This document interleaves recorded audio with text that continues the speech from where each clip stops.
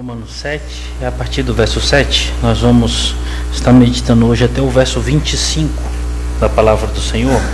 Só que pela extensão do texto e por esse texto conter muitas nuances bem importantes, bem cheias de detalhes, nós não vamos conseguir exaurir esse texto hoje.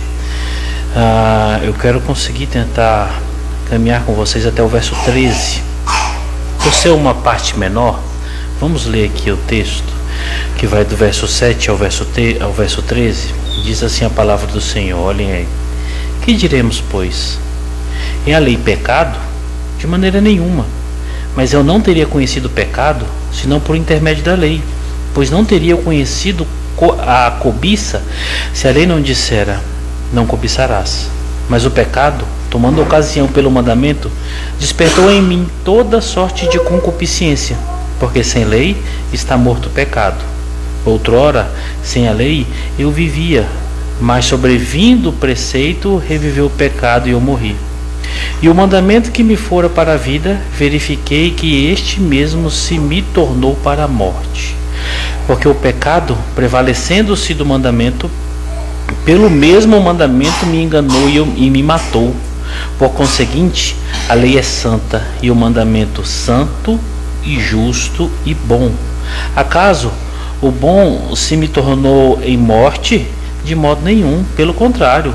O pecado, para revelar-se como pecado, por meio de uma coisa boa, causou-me a morte, a fim de que pelo mandamento se mostrasse sobremaneira maligno. Amém? Esse é o texto que nós vamos estar meditando hoje. Então vamos fechar os nossos olhos, vamos ter mais um momento de oração. Senhor Deus, em nome de Jesus, nós oramos a Ti, Pai, agradecidos por estarmos aqui como igreja, por podermos ainda, Senhor, de forma livre e explícita cultuar o Teu nome, Senhor. Nós Te louvamos porque Tua palavra está aqui aberta e que o Senhor nos permitiu lê-la. Rogamos a Ti, Senhor, que o Teu Espírito Santo fale essa palavra ao nosso coração. Nos ensine, Senhor, cada demanda que o Senhor mesmo julga ser necessário que nós venhamos aprender e colocar em prática nas nossas vidas. Afasta-nos da frieza espiritual. Afasta-nos, Senhor, de sermos crentes inertes nesse mundo e que nós possamos mostrar o Senhor através das nossas vidas. Em nome de Jesus, amém. Amém. Deixa a sua Bíblia aberta. Nós vamos estar olhando aqui.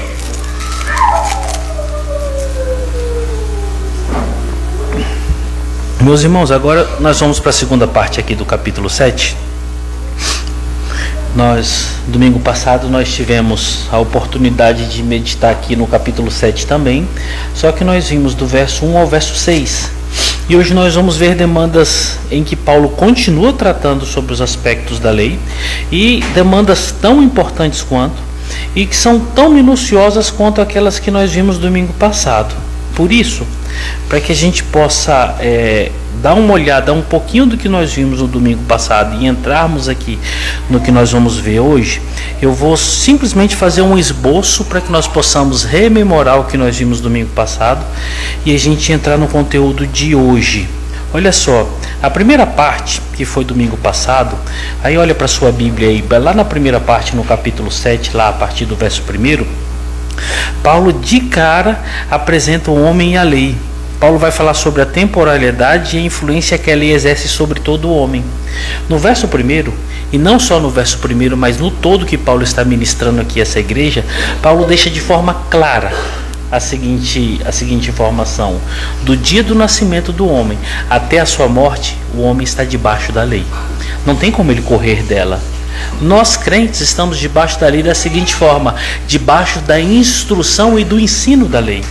Aqueles que não foram encontrados ainda por Cristo, eles estão debaixo da lei no peso da sua condenação, e não tem como nenhum de nós fugirmos disso.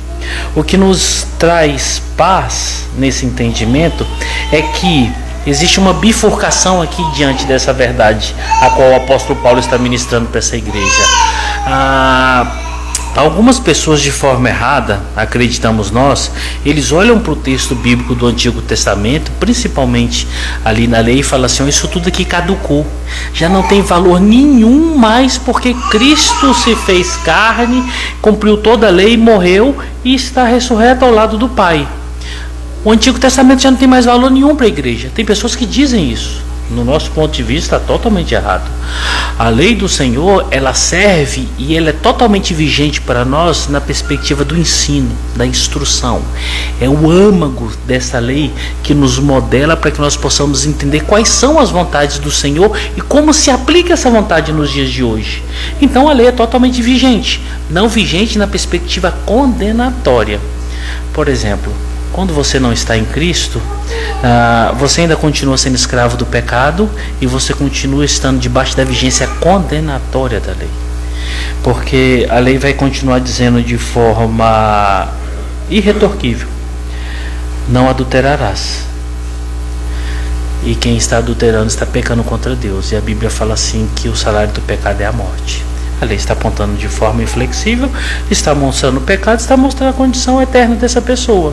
Para aquele que está em Cristo, é claro que o pecado, o adultério, já não é mais a tônica da sua vida.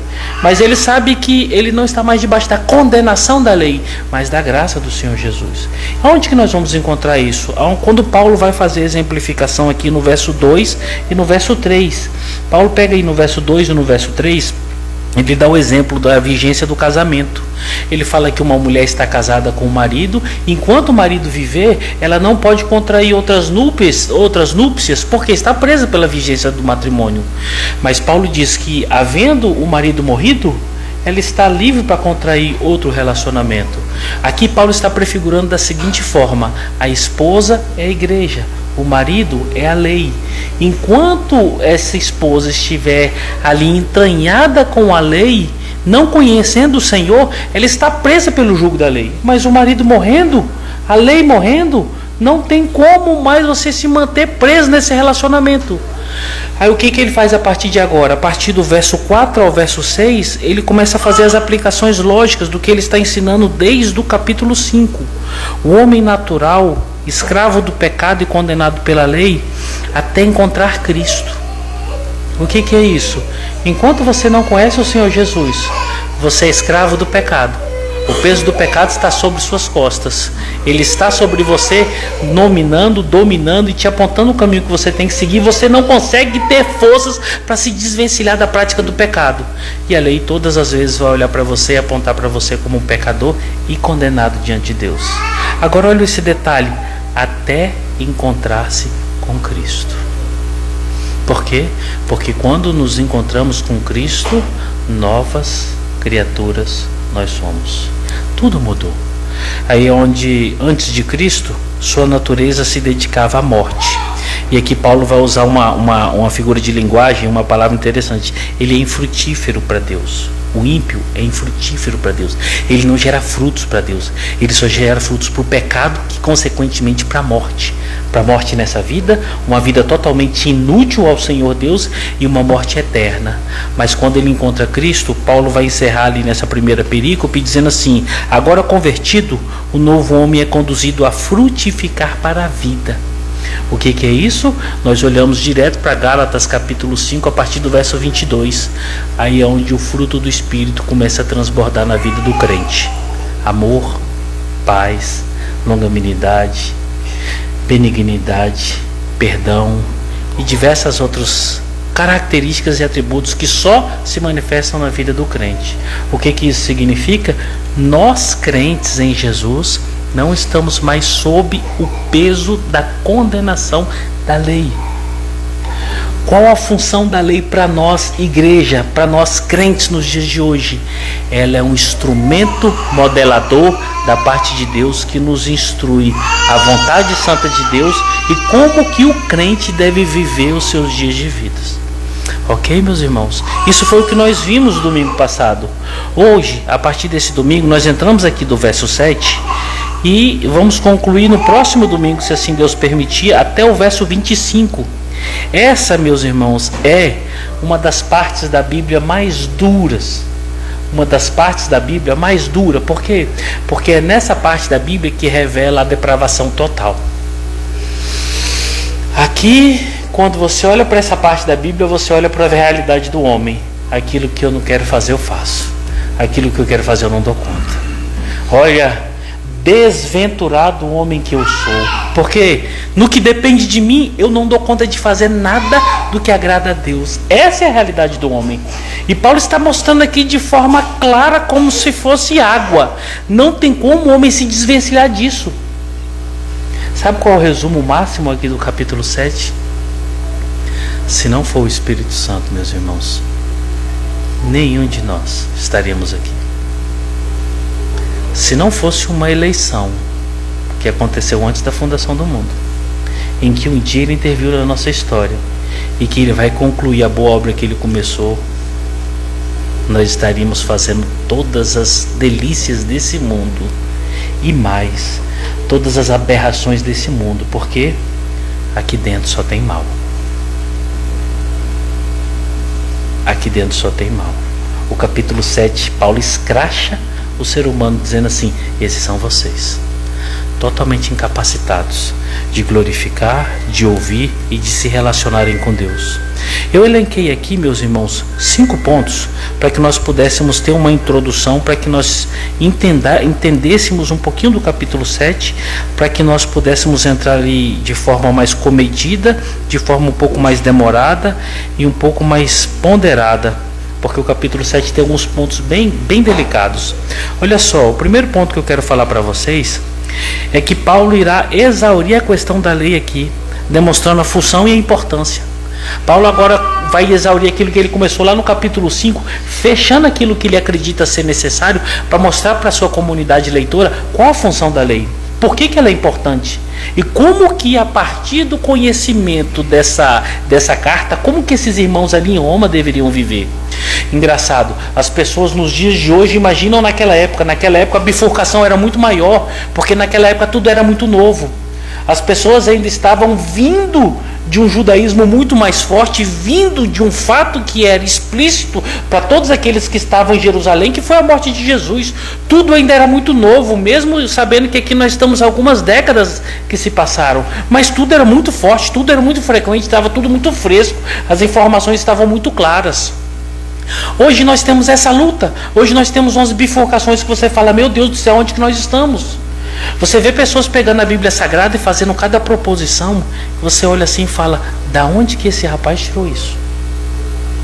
Da onde que essa pessoa pensou essa possibilidade? Agora você imagina naquela época onde o cânon ainda estava sendo formado, os livros estavam começando a ser aglomerados. É só você olhar para as cartas de Paulo, é só você olhar para as epístolas demais, você vai perceber que o número dos gnósticos, dos libertinos, estavam dançando ali nas igrejas, estavam pululando. Aqueles que eram judeus, que haviam abraçado a fé, eles ainda estavam meio perdidos em relação a muita coisa que estava acontecendo. E Paulo escreve esse tratado para que tudo fique muito claro. Porque na vida cristã não é o que você pensa, não é o que sua igreja acha, não é o que você entende ser melhor. Uma vida evangélica é o que a palavra determina.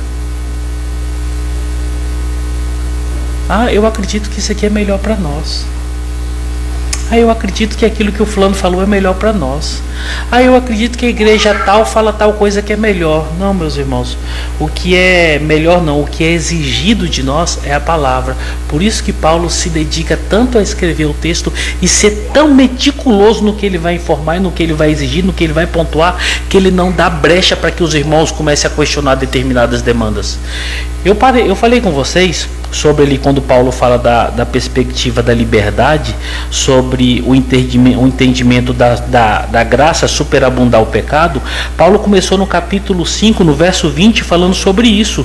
Sobreveio a lei para que avultasse a ofensa, mas onde abundou o pecado, superabundou a graça. Paulo poderia ter parado por ali. Olha, aonde o pecado abundou, a graça do Senhor Jesus Cristo foi muito maior e superabundou. Paulo poderia ter parado por ali. Como diz aquele velho e bom ditado: para um bom entendedor, um pinga é letra. Mas quando nós entendemos que a palavra de Deus deve nortear tudo na vida do crente, e o crente não pode deixar brecha e espaço para que ele possa cogitar errado, Paulo gastou texto e texto e texto para que ele pudesse amarrar aquilo que ele estava falando. Sabe por quê? Zelo. Zelo. É esse zelo que eu e você, como leitores e como estudiosos da palavra, devemos ter quando nós nos debruçamos na Bíblia e começamos a ler. É nesse momento que nós encontramos a dura verdade, as exigências postadas por Deus aqui nessa palavra, e uma vida flexível nossa, que está errada, é incompatível. E é aí que nós temos que nos corrigir. Paulo está tratando sobre isso aqui, meus irmãos. A segunda questão é que nós vamos perceber que aqui dentro do segundo bloco, como eu havia falado domingo passado, tem dois grandes blocos também. O primeiro bloco vai do verso 7 ao verso 13, e o outro bloco vai do verso 14 ao verso 25. De forma macro, o verso 7 ao verso 13, Paulo vai estar falando sobre como se descobre a função da lei e sua importância, e como que ela foi para o contexto do que nós vamos falar mais tarde, quando ele usa o pronome pessoal aqui no singular. O eu descobri que a lei mata, ela não justifica. Para mim foi um susto. E Paulo vai falar assim: agora eu descobri que a lei, ela está apontando para um caminho de morte. Já no verso 14 ao verso 25, Paulo vai falar de uma realidade de uma pessoa totalmente desesperada, de alguém que está lutando contra o pecado, e de alguém que percebe na sua natureza tropeços, fraquezas, debilidades e nenhuma possibilidade dele mesmo conseguir agradar a Deus. São essas duas partes que nós vamos ver aqui a partir do capítulo 7, verso 7. Um terceiro ponto, meus irmãos, que nós vamos olhar aqui, é que Paulo não dará margem para que seus leitores pensem que existe alguma coisa boa neles. Paulo não vai dar margem nenhuma para que nenhum dos seus leitores pensem que tem alguma coisa boa neles. Ler, só ler, sem meditar o capítulo 7, você entende uma coisa: caramba, eu sou isso tudo. Essa é a minha realidade. Só de você ler você entende o seguinte: nossa, sem Cristo eu não sou nada. Sem Cristo eu sou esse amontoado de coisa ruim. E quando você começa a estudar e você entende, é muito pior do que eu tinha lido, porque não tem nada de bom em mim que agrade e que chame a atenção de Deus. Paulo deixa isso muito claro para a sua comunidade leitora. O quarto ponto, queridos, e é dar continuidade no que eu falei aqui agora para vocês, o pano de fundo aqui é um crente acorrentado num defunto, é um crente algemado num defunto. Que loucura isso aqui. Olha Romanos capítulo 6, verso 6, Paulo fala assim, ó: sabendo, pois, que foi crucificado com ele o nosso quê? O nosso velho homem. Quem foi crucificado com Cristo foi o nosso velho homem, para que o corpo do pecado seja destruído e não sirvamos o pecado como escravos. Paulo está dizendo assim: quem foi crucificado com Cristo foi o velho homem. Morreu com Cristo ali na cruz, mas o velho homem foi aniquilado? Ele foi destruído? Você não tem mais influência, você não conhece mais, ele sumiu? Não. O velho homem ainda está aqui, adormecido e algemado na sua mão. E todo lugar que você vai acorrentado com ele. Quanto mais santificação, maior o sono dele. Quanto maior o seu relacionamento com Deus, mais distante ele está de eclodir. Mas ele está o tempo inteiro esperando a primeira oportunidade para que ele possa pular e tomar as rédeas da vida, para que ele possa viver do jeito agradável e pecaminoso como ele viveu a vida inteira. Aí quando a gente olha para isso, você fala assim: mas por que Deus permitiu isso? Que coisa difícil, que coisa pesada, como é que nós vamos fazer? Irmãos, santifique-se mais. Ao olhar para essa realidade, eu entendo que isso é bom da parte de Deus para conosco, porque quando o Santo Espírito habita no nosso coração e nos chama para sermos santos, E nós percebemos que aqueles vestígios pecaminosos começam a pulular no nosso coração. E a gente começa a falar assim: nossa, que bom. Nossa, por que eu não fiz tal coisa cogitando o pecado? Por que eu não faço tal coisa? É o velho homem. Aí você começa a entender que o Espírito Santo, como Paulo fala lá em Gálatas 5, está naquela luta entre o Espírito e a carne. O Espírito fala assim: não faça isso, meu filho, isso é pecado. Segue por caminhos diferentes. O seu velho homem vai te chamar e vai tentar te seduzir todos os dias para o caminho mau e vai clamar para que ele possa tomar as rédeas da sua vida para seguir a torpeza do mundo. E o Santo Espírito vai te mostrar através da Escritura Sagrada o caminho que agrada a Deus todos os dias da sua vida. Isso é um alerta para mim e para vocês. Não desgrudem da palavra de Deus. Não abandonem a meditação da palavra de Deus sequer um minuto das suas vidas. Não parem, não cessem de orar, como Paulo fala lá em Filipenses, em Tessalonicenses. Orai sem cessar. Não parem de orar. Estejam ligados à igreja. Estejam fiéis à palavra do Senhor. Por quê? Porque esse defunto que você carrega algemado no seu braço, ele está doido para voltar ativo. Tem um amigo em comum, Alex e eu e alguns irmãos aqui, que vivia como nós vivemos. Tinha uma vida ativa, homem de Deus, estava na frente da igreja, família. O contexto da conversão dele foi pesada, foi difícil, tinha uma vida totalmente marginalizada mesmo, em todos os critérios. E conseguiu andar numa caminhada aí de uns 20 anos no caminho do Senhor. Só que o problema é que certamente ele não tomava cuidado com essa questão. Ele não fazia questão de entender que o velho homem estava acorrentado com ele. Quando as coisas surgiram na vida dele, surgiram de uma vez, aos nossos olhos, porque para ele já vinham acontecendo. Abandonou a família, entrou no mundo de promiscuidade, de tudo quanto é perversidade. Aí quando eu olho para esse querido amigo, eu não posso olhar com ar de condenação. Sabe por quê, irmãos? Porque quando eu olho para esse velho homem que está aqui algemado comigo, e olho para esse querido amigo, eu falo assim: meu Deus, tem misericórdia de mim, porque esse velho homem que está aqui é pior do que aquele velho homem que está vivo. E é nesse momento que eu encontro graça de Deus permitir que o velho homem seja acorrentado comigo. Por quê? Porque se eu não entender o diabo que está aqui amarrado comigo, pronto para tomar as rédeas da minha vida, se eu não tiver temor para não voltar à lama, eu vou voltar como aquele meu amigo voltou. E viver deliberadamente para o pecado. E mais, usando a palavra para justificar. Não. Vou para o céu, estou bem, tenho um relacionamento com Cristo, sou crente, e viver todas as promiscuidades dessa vida.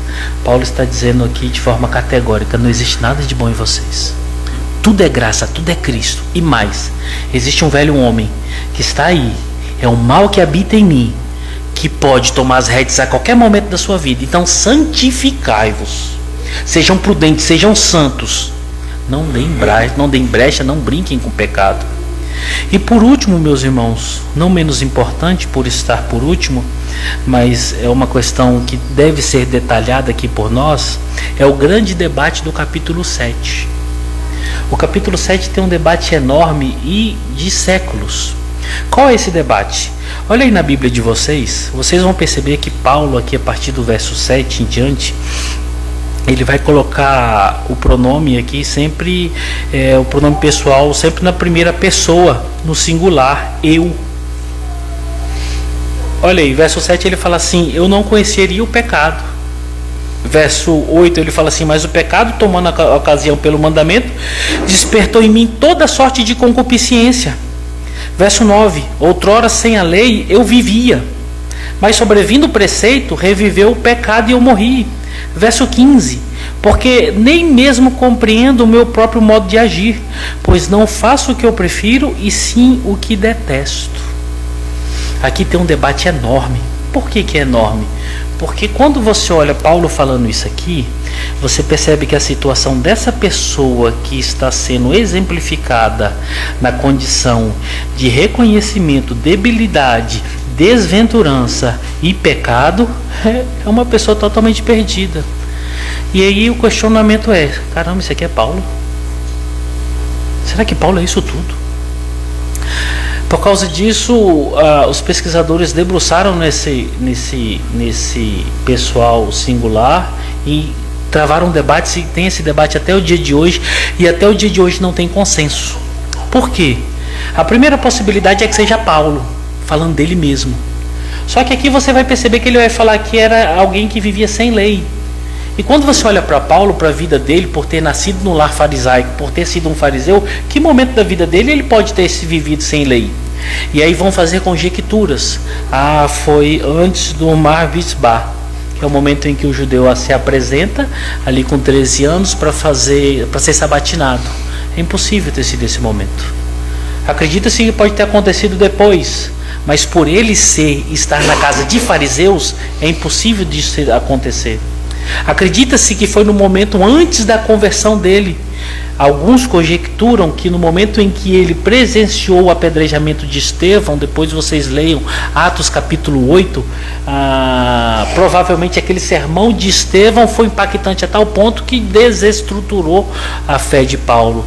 Mas provavelmente não, porque ele fala que ele foi alguém que viveu irrepreensível e tentou cumprir toda a lei de Deus. E tanto é que depois ele, acreditando que estava fazendo certo, ele pega cartas e segue caminho de Damasco para que pudesse continuar fazendo o mal e perseguindo aqueles que eram do caminho.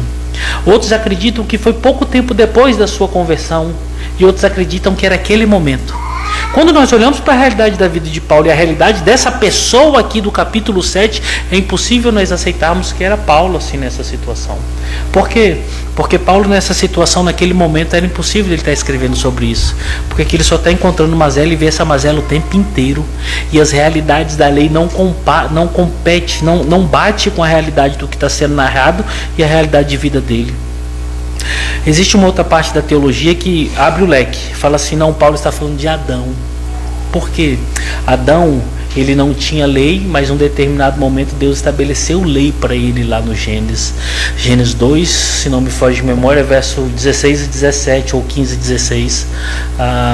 Mas o problema desse posicionamento é que a lei que Paulo está expressando aqui é a lei, é o 10º mandamento: não cobiçarás. E a instrução, a lei que Adão recebe lá no Éden, não são os 10 mandamentos. Então não pode ser Adão. O consenso maior da teologia reformada é que Paulo está se referindo a todo Israel. Quando? Quando Israel fica escravizado no Egito, a Bíblia fala que eles passam ali 430 anos escravos no Egito. O que reinava de conhecimento para Israel sobre Deus? Uma legislação que era transmitida de forma oral. Pais para filhos. Pais para filhos. Em um determinado momento no livro do Êxodo, o Senhor Deus levanta Moisés, pega Moisés e leva Moisés até o Egito e tira o povo de Deus da escravidão. Quando Deus tira o povo da escravidão, leva o povo direto para o Monte Sinai. E aquilo que era esperança para mim se tornou vergonha e motivo de morte, porque no Sinai se manifesta agora a lei de Deus escrita. Quando Deus manifesta a lei dele escrita para o povo, ele não está dando a lei dizendo assim: aqui está a salvação de vocês, aqui está tudo que vocês precisam para irem para o céu. Não. Deus simplesmente estava dizendo assim para eles: aqui está o meu contexto da forma como eu quero que vocês vivam. E essa lei está apontando para o Messias. Só que o povo olhou para a lei como se fosse um instrumento de justificação deles. Adivinha o que aconteceu?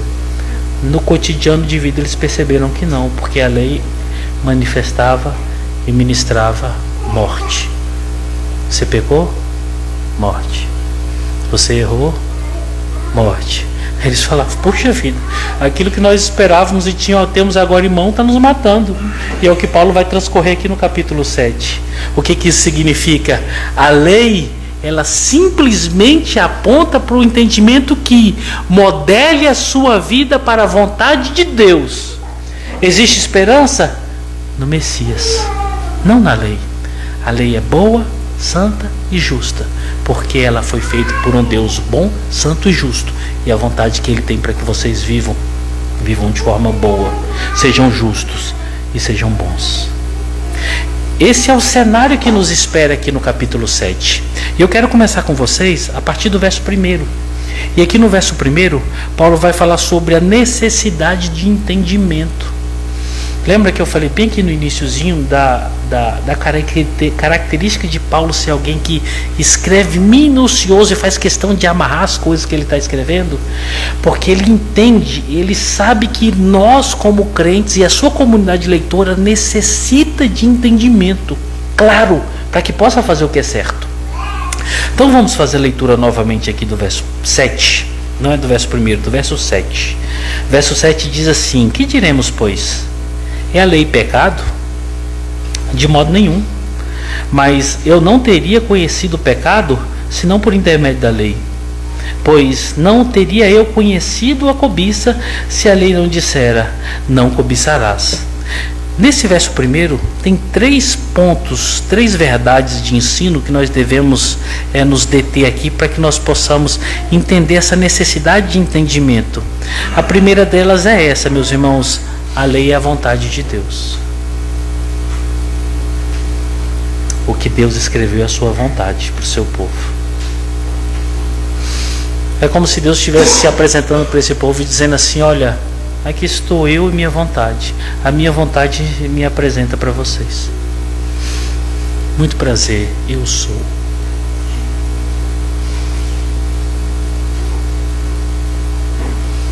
Deus está dizendo aqui para esse povo: vocês não vão ver minha face, eu não vou sair com vocês passeando para que a gente possa bater um papo, a gente não vai sentar ao redor de uma mesa para conversar, para ter um diálogo de amigos. Não, nós não vamos ter isso. Vocês não vão vir aqui para minha casa para sentar aqui comigo, para a gente bater um papo, trocar uma ideia. Isso não vai acontecer entre nós. Como é que vocês vão me conhecer? Conhecendo a minha vontade. E a partir do momento que vocês conhecem a minha vontade, vocês modelam a vida de vocês para que a vida de vocês seja a minha verdade, a minha vontade vivida. E aí nós começamos a manter um relacionamento de profusão, de profundidade, de intimidade. Sabe o que isso nos ensina quando Paulo fala sobre a vontade de Deus estar expressa sobre a lei? É que Deus não vai satisfazer a nossa vontade para que nós possamos dizer que temos um relacionamento com Ele. O que Paulo está dizendo é que para que eu possa conhecer a Deus, eu tenho que conhecer a sua palavra e conhecer a sua lei. E modelar minha vida para que eu possa estar cada vez mais entranhado, manchado literalmente com essa lei, com essa palavra, para que essa lei e essa palavra modele a minha vida e eu comece a manter um relacionamento com Deus de acordo com o que Ele quer. Lei é vontade. Vontade são normas de vida. Normas de vida são exigências. Qual a forma que Deus queria que o povo dele se relacionasse com Ele? Através de obediência. E aí você percebe, quando você faz a leitura ali do Antigo Testamento, por que foi tão difícil manter relacionamento entre Deus e homens. Porque uma coisa que é difícil de você encontrar nos homens é obediência. Você vai ver o povo reclamando e querendo voltar para o Egito. Você vai ver o povo querendo trucidar Moisés. Você vai ver o povo reclamando no maná, o povo reclamando disso, reclamando daquilo. Não conseguem manter o nexo mínimo de relacionamento e conhecimento com Deus. Por quê? Porque não querem submeter à vontade daquele que é todo poderoso. Meus irmãos, o relacionamento que Deus está mantendo aqui com o seu povo é um relacionamento como se fosse de pai com uma criança pequenininha, norteando os passos, cada milímetro da sua caminhada. Por quê? Porque nós não sabemos como devemos andar. O povo não sabia, o povo não entendia. Imaginem só, foram 430 anos no Egito, 430 anos experimentando e vendo deuses de todas as formas, vendo cultos pagãos de todas as maneiras, vendo uma realidade indiscriminada de impiedade. Eles precisavam de conhecer a Deus, estabelecendo o seguinte critério: a minha vontade humana tem que estar submissa à vontade de Deus. É isso aqui. a minha lei, a minha vontade. Só sigam me obedecendo. Deixa eu trazer um pano de fundo para ficar um pouco mais fácil. Você já viu como é que a gente estabelece um relacionamento com os nossos filhos? Nossos filhos nasceram, nossos filhos começam a crescer. O que mais deve se predominar na casa é a perspectiva de pais e mães que mostram a forma de andar para os seus filhos. Por quê? Porque os filhos vão ser simplesmente aquilo que eles estão aprendendo do pai e da mãe. É sem motivo que você olha para os dias de hoje, tantos filhos que são tão e vivem tão disruptivos em relação à realidade da vida, em relação à realidade de Deus. Por quê? Porque não tiveram uma vontade a aprender, não tiveram preceitos a entender, não tiveram nada para que eles pudessem entender. Isso forja a minha vida, ou isso faz com que eu seja melhor. Pelo contrário, isso faz com que eu seja pior. Tem crianças na mais tenra idade que o palavrão é uma verdade na boca dessas crianças. As brigas, a violência, a mentira, os desvaneios, a frieza, ser uma criança incalculada. Aí você fala, de onde que está vindo isso? É de casa. Isso vem dos pais. Quando nós temos filhos, nós somos obrigados por uma questão evolutiva, biológica, a que nós possamos instruir os nossos filhos a cada caminho que eles devem andar, como eles devem comer, como é que eles devem se portar nas suas necessidades biológicas, como é que eles devem se relacionar com as outras pessoas, como é que eles devem viver dentro e fora de casa, como é que eles devem se vestir, como é que eles devem se portar em tudo. É uma demonstração de vontade que preserva a vida. Deus está ensinando isso aqui, mostrando, essa é a minha vontade, vivam assim que vocês vão viver bem. Segunda questão do verso 7 é que a resposta de Paulo deixa claro a eficiência da lei em esclarecer sobre o pecado. Olha aí o verso 7 na Bíblia de vocês. Paulo começa com a mesma pergunta, com o mesmo tipo de pergunta que ele já fez em versos anteriores e capítulos anteriores. Olha só, que diremos, pois? Depois de tudo que nós falamos aqui no finalzinho do capítulo, no final da primeira parte do capítulo 7, o que nós vamos dizer então? Aí ele mesmo responde: a lei é pecado? Outra pergunta. O que nós vamos dizer? A lei é pecado? Porque eu falei tanta coisa em relação à lei, o peso da lei, a demanda que, na minha exemplificação, a lei tinha que morrer para que a mulher pudesse ter liberdade. Vocês têm que estar livres da lei para que vocês possam ter um relacionamento com Deus. A lei é ruim? Ou agora, a lei é pecado? Ele responde aqui no mesmo verso 7, de modo nenhum. Nós vimos já a terceira vez ou a quarta vez que nós vimos essa resposta de Paulo. O de modo nenhum nem é traduzido. É uma resposta que ele está dizendo longe disso. Não tem nexo nenhum para que nós possamos continuar com essa proposição. É impossível dizer que a lei é pecado.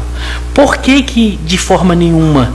Porque se não fosse a lei, aí ele vai dizer aí no verso 7, eu não teria conhecido o pecado senão por intermédio da lei. Por que a resposta de Paulo deixa a lei tão clara? Ela é tão explícita em relação ao pecado, porque é a lei que evidenciou o que verdadeiramente é o pecado.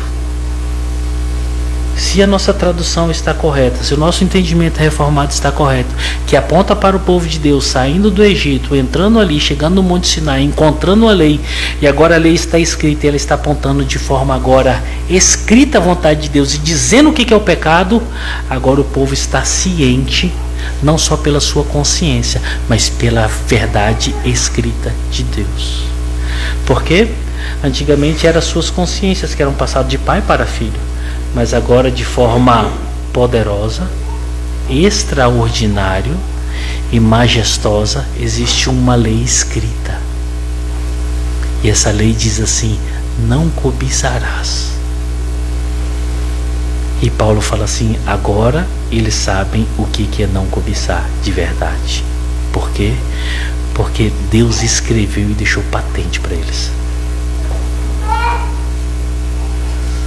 Sabe qual é o privilégio do povo de Israel? Como nós vimos em textos anteriores, Deus não só comunicou essas verdades de forma moral, Deus deixou escrito.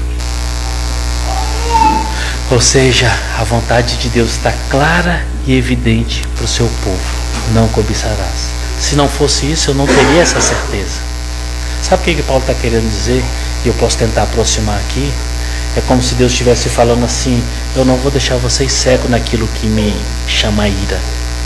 Se vocês fizerem isso, vocês vão estar pecando e minha ira vai estar sobre vocês. Você já viu um pai que fala para o filho: não faça isso porque senão você vai ser castigado? É mais ou menos isso que Deus está fazendo. Não cobice, porque se vocês cobiçarem, existe peso da lei que vai vir sobre vocês. E aí agora, na explicitação da lei, Paulo está dizendo: existe clareza agora. E uma coisa que existe clareza é o relacionamento que Deus chama para que eu tenha com Ele. Ninguém que está enganado, irmãos. Nem naquela época Deus não deixou ninguém enganado em relação àquilo que Ele tem no seu chamamento para a vida eterna. Você olha para a realidade dos dias de hoje, as pessoas andam como se estivessem andando, pisando na lua. Ah, porque Deus vai me abençoar, porque eu sou a menina dos olhos de Deus, ah, porque eu vou receber isso, ah, porque eu vou ser aquilo, é porque tal coisa vai acontecer, porque vai... Aonde é que está escrito isso? Quais verdades são essas? Que Bíblia é essa? Você é o centro da vontade de Deus. Deus fez tudo por você. Deus move os céus e terra para fazer você feliz. Onde é que você está vendo isso? Isso não existe na palavra de Deus. Deus é claro quando chama o seu povo, quando intervém na história da vida de cada ser humano. Ele chama para a santidade. E o chamamento para a santidade, o primeiro requisito é morte. Deus te chamou, automaticamente Ele mesmo te matou. Ele mesmo te acorrentou com alguém que fede, com alguém que é nojento, com alguém que não dá prazer nenhum nem para nós, que é o pecado, e Ele faz questão que você esteja acorrentado. Essa é a vontade dEle para nós. E é clara. É clara. Aí quando você olha para aqueles que se dizem crentes nos dias de hoje, você fala: meu Deus do céu, que cristianismo é esse? Que sensibilidade é essa? Que clamor é esse? Isso não é bíblico. Isso não é verdade. Porque Deus nos chamou se apresentando através da sua vontade. E a sua vontade é santa. E Ele é claro no seu chamamento. Irmão, quando Deus te chama, Ele não quer um pedacinho do seu corpo. Ele não quer um pouquinho do seu pensamento. Ele quer sua vida inteira. Ele quer você por completo lá dentro da sua casa. Ele quer você por completo dentro da sua escola, dentro do seu trabalho, no seu relacionamento com as pessoas do mundo e da igreja. É por completo. Você não pode escolher os tempos que você e os lugares que você vai dizer: eu sou crente aqui, não, aqui eu posso estar um pouquinho mais livre. Não, Deus não aceita, Deus repudia, Deus odeia esse tipo de vida. Na sua lei Ele está chamando assim: seja você santo, porque eu, o Senhor, sou santo. Ah, pastor, no meu trabalho sabe como é que é? É muita gente ímpia, eu não posso fazer isso e aquilo. Sai do seu trabalho então. Mas pastor, eu vou viver de quê? Não é só de pão que vive o homem, não. Vive da palavra de Deus. Já que você é um covarde e não consegue ser crente no seu trabalho, sai do seu trabalho. Segue a demanda e a instrução e a lei da amputação total. Se tua mão direita te faz pecar, corta. Se teu olho te faz pecar, corta. Por quê? É melhor você entrar no céu mutilado do que você continuar nessa sua vida de miséria, de mentira e ser lançado no inferno. Se existe alguma coisa nesse mundo em que você, covarde, não consegue ser crente, corta e lança fora. Porque você vai ser lançado no inferno o seu corpo inteiro. A palavra é clara, irmãos. O evangelho não é parque de diversão, não é o Nicolândia, não. Perdoe-me. Não é o Nicolândia. O evangelho não é a casa da avó Joana, não. Minha avó era Joana. Lá tinha peta, era também, né? Tinha peta, tinha pão de queijo. A avó Joana deixava fazer tudo que a gente queria. Comprava balinha e a gente chupava balinha. Era uma festa. Evangelho não é isso não, irmãos. Evangelho é andar com o morto. Evangelho é lutar contra o morto que está preso em você, clamando toda hora: rapaz, tropeça, deixa eu assumir agora o volante. E esse morto fede. Evangelho é dor, evangelho é choro. E Deus está deixando claro: essa é minha vontade para vocês. Eu chamei vocês, eu escolhi vocês antes da fundação do mundo para viverem assim. Deus é claro. Não pensem diferente não. Sabe por quê, irmãos? Hoje nós estamos numa demanda tão difícil. Aí eu falo diretamente para as irmãs. Irmãs, prestem atenção, pelo amor de Deus. O feminismo tem arrebentado com a igreja evangélica. O feminismo tem destruído as famílias evangélicas. Tem arrebentado com vocês. Irmãs, tomem cuidado, irmãs. Eles são tão claros que a opção deles é diferente da opção bíblica, que vocês têm que entender que aquilo não agrada a Deus. Mulher não é para ser independente. Mulher não é para medir força com o marido. Mulher não é para bater boca com o marido.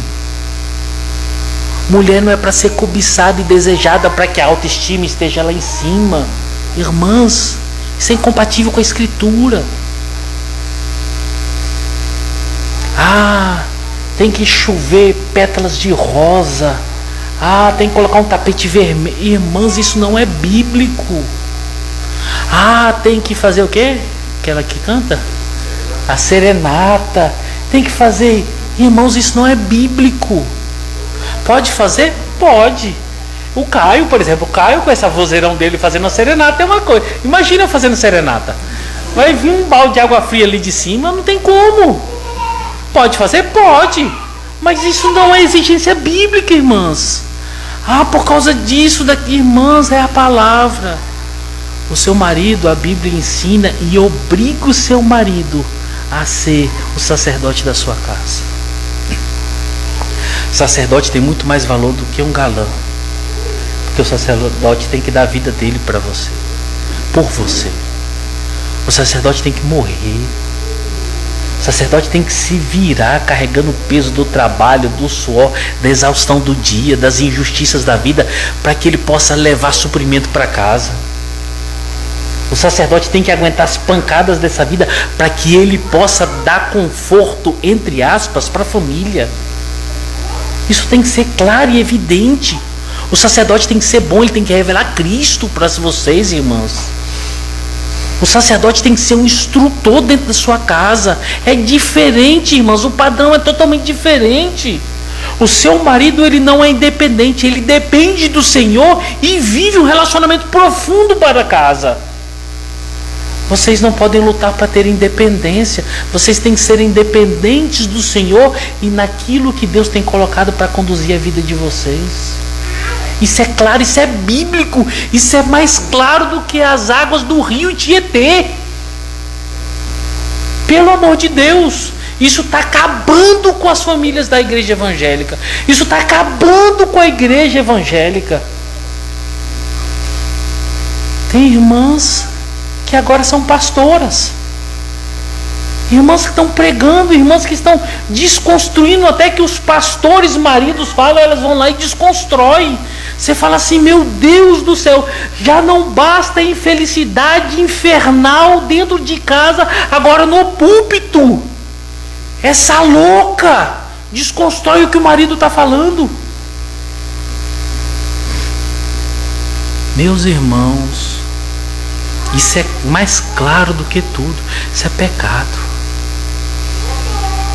Isso é pecado. Então, irmãs, coloquem os pés no chão. Parem de ouvir determinadas pessoas. Parem de assistir. Tem um tal de um seriado coreano aí que eu vou te falar um negócio. Aí veio da Coreia mesmo. Aquilo veio da Coreia. Minhas irmãs, pelo amor de Deus, abandona isso. Se fosse as jovens, estava bom demais, que é só as jovens. Rapaz, tem gente adulta vendo isso. Pelo amor, onde que nós chegamos, irmãos? Irmãs, abandonem isso, irmãs. Isso é da Coreia. É lá da Coreia. Deixe que os coreanos assistam. Pelo amor de Deus, nós somos crentes. Parem com isso, abandone esses males. Irmãos, é claro, o pecado está tão evidente nos nossos olhos. tudo que nos coloca diferente do que a palavra do Senhor de Deus está nos ensinando, está nos matando. Está nos matando. O terceiro ponto que eu quero falar aqui com vocês, do capítulo 7, é que do capítulo 5 até aqui, Paulo está falando da lei. Vocês perceberam? Paulo está batendo sobre a lei. Paulo está normatizando a lei. Agora olha que interessante. Capítulo 5, verso 20, olha o que Paulo fala aí. Sobreveio a lei para que avultasse a ofensa. Paulo está instruindo aqui a sua comunidade leitora que a lei deixava o pecado óbvio. Quando Deus trouxe lei, Ele trouxe a lei para que Ele pudesse chegar para o seu povo e falasse assim: isso é pecado, isso é errar o alvo, isso é ofender a minha glória, isso eu não aceito que vocês façam. Essa é a função da lei. E Paulo está deixando bem claro aqui para essa comunidade, porque é uma comunidade composta por judeus que se encontraram com Cristo.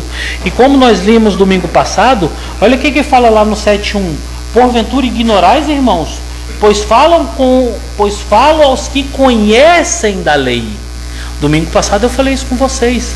Essa comunidade, ela tem um número expressivo de pessoas que eram judeus e que agora estão na fé em Jesus Cristo. E Paulo está dizendo, a lei simplesmente é para que o pecado fique claro e ofende ao Senhor Deus. Olha aí na Bíblia de vocês, capítulo 6, verso 15. Paulo fala assim: e daí? Havemos de pecar porque não estamos debaixo da lei? O que Paulo está deixando bem claro aqui: nem sob a vigência, nem fora da vigência devemos pecar. O pecado é algo que Deus não aceita de forma nenhuma. A lei vigente condena. Na não obrigatoriedade, ela modela. Ou seja, na vigência da lei, Deus condena. Na não vigência da lei, ela modela. Ele está ensinando: olha, não mate, não roube, não minta, siga o caminho da verdade, guarda o dia de sábado para o descanso. Olha, cuida do teu próximo, cuida do animal do teu próximo, cuida das coisas do teu próximo. Não cobice, não tenha desejo pelo que não é teu. Se você conseguir viver assim, o outro conseguir viver assim, vocês vão viver muito melhores. Capítulo 7, verso 1, foi o que nós lemos domingo passado. Por acaso vocês não sabem que a lei tem domínio sobre vocês? E hoje nós crentes sabemos que o domínio da lei é o domínio do ensino, não é o domínio da condenação.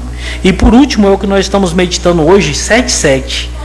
A lei é pecado? Olha que ponto do que Paulo cogita, do que pode ser tributado à lei naquele período e no perpassar dos tempos. A lei é pecado? Paulo está ensinando que a função da lei é dar clareza e entendimento do que é errado aos olhos de Deus. Quando nós olhamos aqui, meus irmãos, 1, 2, 3, 4 manifestações de Paulo falando sobre a lei, várias verdades vêm aos nossos olhos, mas 2 delas eu quero me deter com vocês hoje. A primeira dela é que a lei é imposição de Deus para o seu povo. A lei é imposição. A lei não é um pedido de concessão. A lei, Deus não está falando assim, por favor, façam isso. A lei é imposição. 5:20 até 7:7, Paulo está deixando bem claro: a lei é imposição. Do dia que você nasce ao dia que você morre, Deus está impondo a vontade dele sobre você. Em tudo, irmãos, em tudo. Como você fala, como você vive, como você trabalha, como você descansa, do que você deixa de fazer, porque Deus é um Deus que impõe.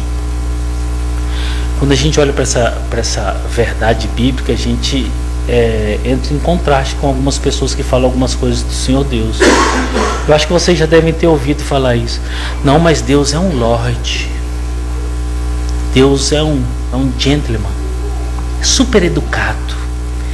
Ele não traz imposições, ele pede por favor. Ele não vai aonde não cabe ele. Ele vai até onde cabe ele. De lá ele deixa as pessoas, porque ele respeita a vontade das pessoas. Biblicamente isso é verdade, irmãos. Você percebe que não só no que está expresso, mas quando nós olhamos para o macro das Escrituras, nós observamos que Deus já tinha decidido isso antes da fundação do mundo. Deus respeitou a sua vontade antes da fundação do mundo. Você disse que queria conhecê-lo. Você disse que queria ir para o céu. Você disse que queria viver para a glória do nome dele? Não, você não disse nada disso. E se ele te desacorrentar do seu velho homem, fazer que o seu velho homem viva, e se nós perguntarmos para você, você quer ir para o céu? A sua resposta é lógico que não. Eu quero viver infernalmente nessa vida e infernalmente a eternidade, porque que tem coisa boa é pecado. Essa é a nossa resposta. A imposição de Deus aconteceu antes da fundação do mundo. Quando antes da fundação do mundo ele escolheu o seu povo, e esse seu povo fez o seu povo para que vivesse eternamente com ele. E quando você observa Deus colocando a tua lei, a lei é a imposição de Deus. Eu tenho que viver para a glória dele. Você quer ver uma outra demanda? Nasceu um deficiente físico. Ele pediu para vir assim. Quando fosse despertar da sua consciência, as suas faculdades, se perguntasse para ele se ele queria vir assim ou de outra forma, você acha que ele ia falar, eu queria vir deficiente? Quem fez o deficiente? Quem fez o cego? Quem fez o mudo? Quem fez o surdo? Foi o acaso? Foi o Big Bang?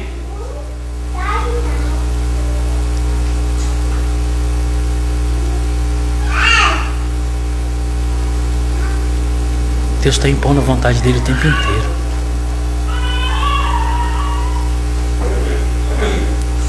Falávamos naquele dia sobre crianças e famílias que nascem nos minérios de carvão. A única coisa que eles conhecem é negridão. Trabalham de manhã, de tarde, de noite. Expectativa de vida curtíssima. Não são bem alimentados, não são bem nutridos. Vão morrer de forma rápida, ligeira. Eles escolheram estar ali. Eles tiveram opção.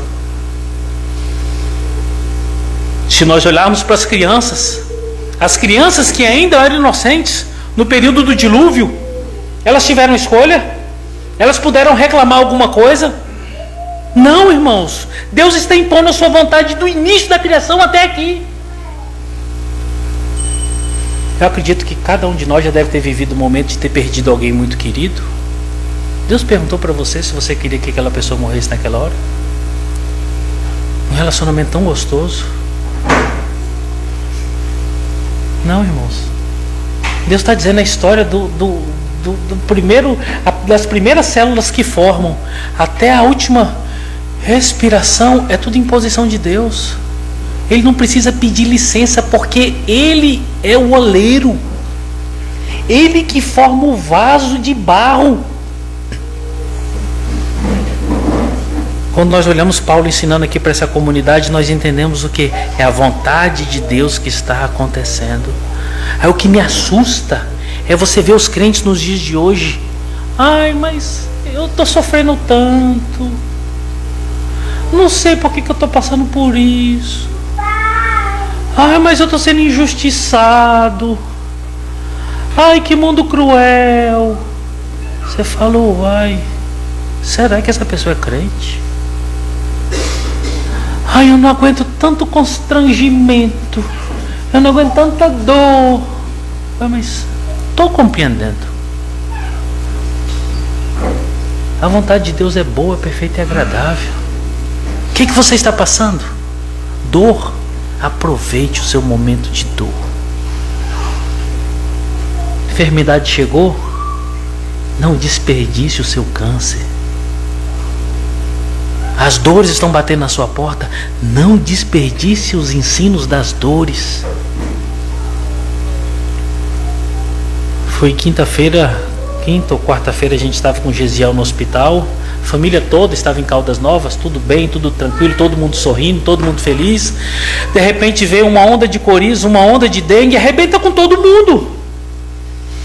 Se perguntasse para você e para sua família toda, vocês iam falar assim, não, nós queríamos isso. Eu queria dengue para ficar no hospital chorando e sofrendo de dor. Eu queria coriza para não poder ficar lá com o meu. A gente ia querer isso? Não. Move-se uma planta, uma flor cai de uma árvore, tem que ser da vontade de Deus. 2 passarinhos voando, um caiu, o Senhor sabia qual que era, o Senhor determinou. Você acha que isso é por acaso? Não. conversava com o irmão Gesiel e a gente entrava nesse assunto e falávamos sobre aquele homem que tinha muitos bens e falou assim: hoje eu estou tranquilo, os meus celeiros estão abastecidos, posso dormir tranquilo. E uma voz vem assim e fala assim: louco, hoje pedirão tua alma. Meus irmãos, a imposição de Deus vem de uma forma que você chega de Caldas Novas, a única coisa que vai te receber é o hospital. Você vai receber agulhada, você vai ter bons e maus tratamentos, você vai começar a ver um monte de coisa louca. Aí você vê a família que não pode ajudar, está com o seu porque está doente. Pessoas, irmãos, que tem que abrir mão do seu conforto para estar com outro irmão. Você fala: nossa, que é isso? Isso é imposição de Deus, para que possa nos ensinar que a brevidade da vida é uma realidade nossa, para ensinar que nós somos irmãos, nós somos família, nós temos que ser um pelos outros, para ensinar que essa vida é passageira, essa vida é um sopro. A imposição de Deus mostra que tudo isso é verdade. E o melhor e mais bonito de todos esses ensinamentos é que só tem uma coisa que não passa. Só tem um que não nos abandona.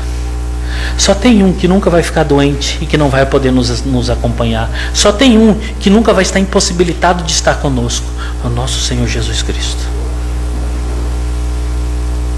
Amemos as imposições de Deus. Deixemos de fazer como fizeram aquele povo lá no deserto. Senhor, que maná ruim. Senhor, que tristeza porque eu não posso guardar um maná. Senhor, que tribulação isso, que... Senhor, obrigado porque o Senhor me tirou do Egito. Obrigado porque o Senhor está me conduzindo para a terra prometida. Obrigado porque eu vou experimentar grandezas do Senhor, das quais o Senhor prometeu para os nossos pais. Obrigado, Senhor, porque essas codornizes estão nos alimentando. Obrigado por esse pão que vem pela manhã. Obrigado, Senhor, pelas intempéries, pelas dificuldades e pela força que é maior do que nós, que nos mostra quem nós somos. Obrigado por tudo isso, meu Deus. Porque quando tem algo que é maior do que nós não conseguimos encará-la de frente, nós temos que entender: Deus é maior do que tudo. E não é que Deus vai ser maior do que tudo e vai pegar um escudo, uma espada e vai falar assim: agora eu vou vencer para que você veja. Não. Pode ser que aconteça como ele fez com Jó. Tá difícil, Jó? Calma. Tem muita coisa ainda para você aprender. Tá doendo, Jó?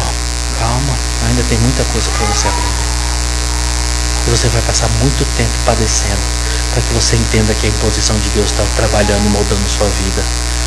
Aproveite cada minuto difícil e cada minuto de imposição de Deus. Uma segunda certeza que surge de tudo isso é que a lei é instrução não agradável de Deus para o seu povo. A lei é instrução não agradável. Porque quando você olha para aqueles textos que só apontam para você como pecador, ela é não agradável. Isso vem de Deus. Por quê? Para que possa forjar a sua vida.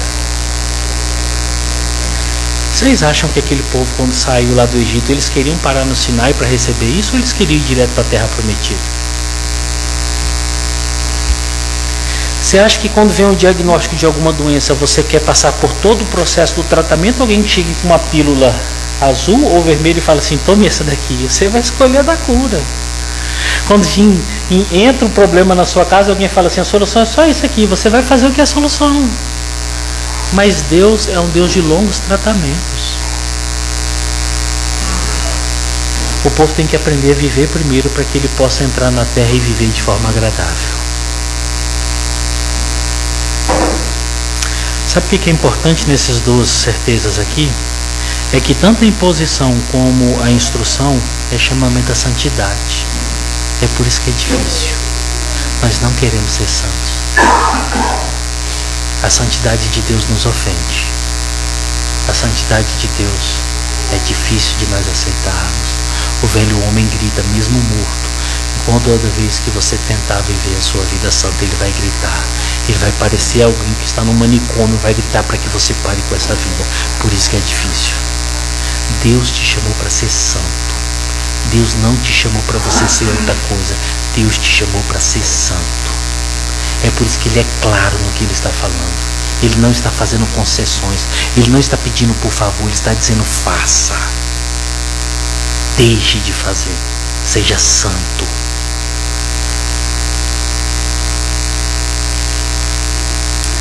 Um dos assuntos que menos é pregado hoje é sobre santidade.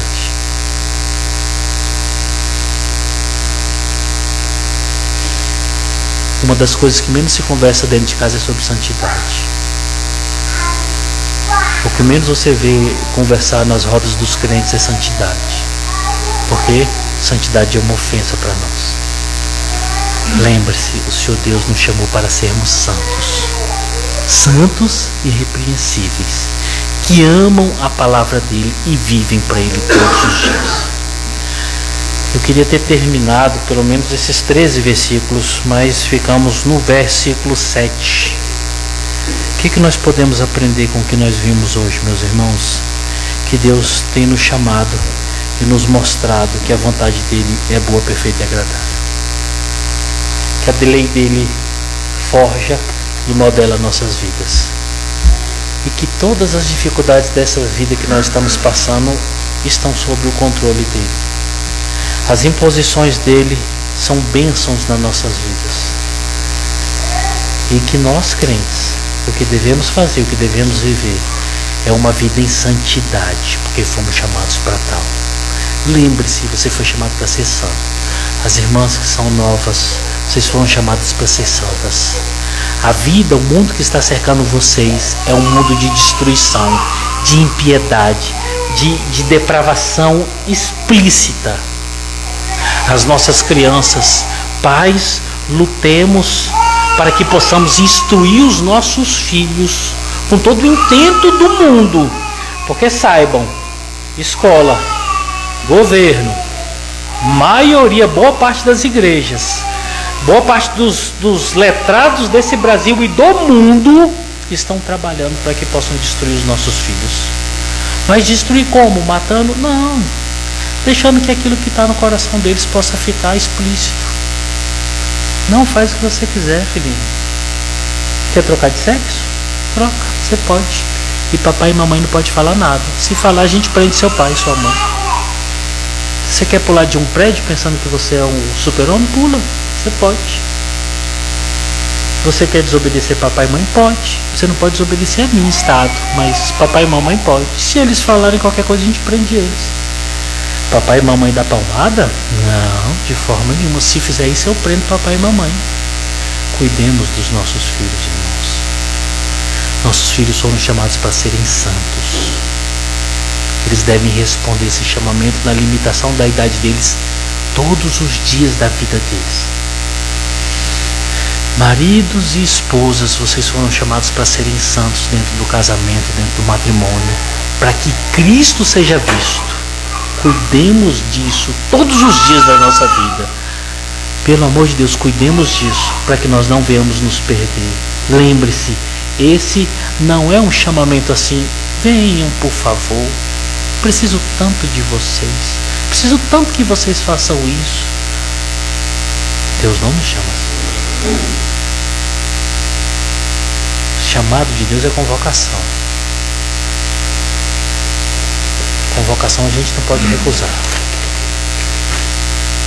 Lembre-se disso. Nós somos chamados para ser santos, separados desse mundo. Daqui a uns dias o Senhor Jesus está voltando para estabelecer o seu reino. Está faltando pouco. Já já nós vamos estar com Ele eternamente. Amém? Vamos fechar os nossos olhos, vamos orar? Senhor Deus, obrigado. Obrigado por Tua palavra, meu Deus. Obrigado, Senhor, por Tua graça. Obrigado por Tua instrução. Ensina-nos, Senhor, para que nós possamos entender quão importante é a Tua vontade. Ensina-nos para que nós possamos entender quão importantes são as Tuas imposições. Ensina-nos, Senhor, para que possamos viver para a glória do Teu nome. Para que possamos viver para Ti todos os dias das nossas vidas, meu Pai. No nome santo de Jesus. Amém.